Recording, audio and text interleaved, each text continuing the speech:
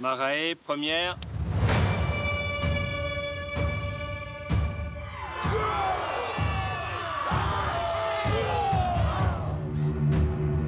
On y va.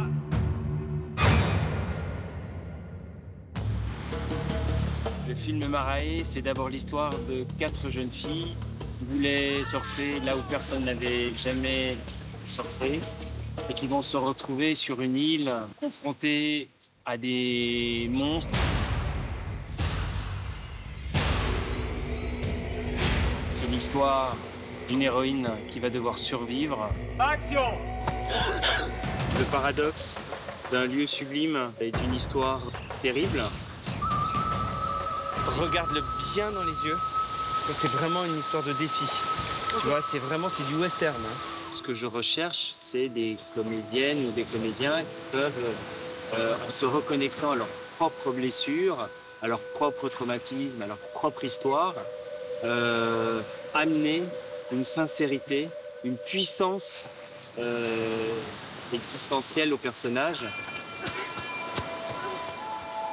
Ce qui est très agréable avec Jacques, c'est qu'on a eu un vrai travail en amont des scènes, avec des répétitions, des lectures, avec les autres comédiens, comédiennes. Et pour autant, sur le plateau, il nous laisse une vraie place à l'improvisation, à la créativité. Et c'est très agréable. C'est quelqu'un de très disponible, donc on peut facilement aller le voir pour les directions.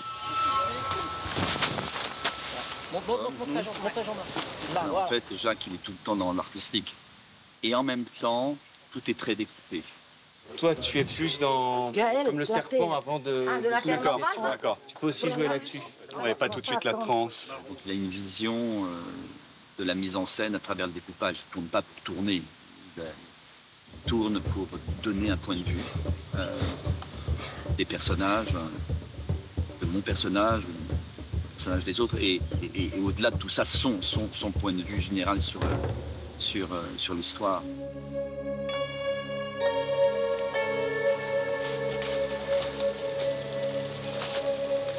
Ça va, Sarah?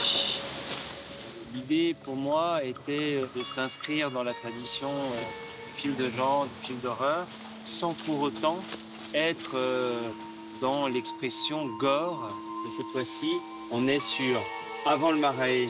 Vous êtes encore moyennement joyeuse, et vous sentez que la forêt elle est un peu inquiétante. L'idée était au contraire d'enfermer progressivement le spectateur dans un labyrinthe et qu'il ressente l'angoisse qui monte de ce qu'il voit ou de ce qu'il pressent.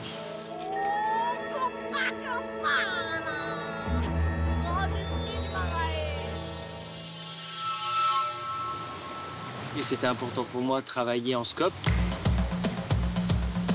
Je voulais approcher cet univers, ces personnages avec une exigence cinématographique et je voulais que ça se voit.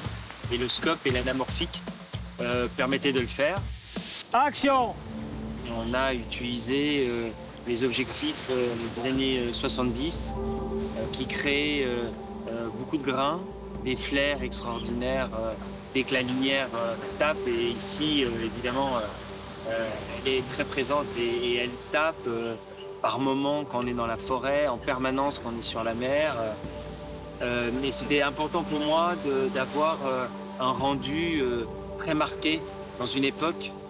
Et le cinéma des années 70, sur ce type de sujet, me semblait correspondre exactement à ce que je voulais exprimer. Ce qu'on va faire, c'est qu'on va les laisser faire ça. Et c'est de là que les mecs vont repartir dans la forêt. Et la chorégraphie comme ça, en fait, il n'y avait plus assez de monde sur la plage. Très bien, d'accord. On va faire ça. Jacques, le réalisateur, voulait pas que de la caméra épaule, il voulait un rendu des fois plus smooth, plus cool. Donc j'ai fait le choix de prendre un Stab One, donc qui est une caméra gimbal. Parce qu'en gros, on s'était dit que les travelling, les grues et les autres facéties de machinerie, ça allait être compliqué dans le temps imparti et dans les décors qui sont accidentés. Donc il fallait être actif. Donc le Stab One, sur un harnais avec un exosquelette et qui là me semblait pouvoir ramener un mouvement, une douceur qui variait de la caméra épaule.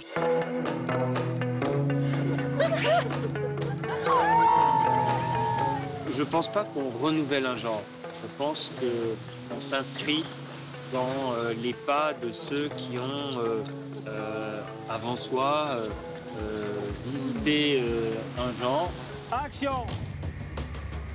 Et puis, fort de ce chemin déjà existant qu'on emprunte, eh bien, on y apporte sa propre personnalité, ses propres rêves, ses propres peurs.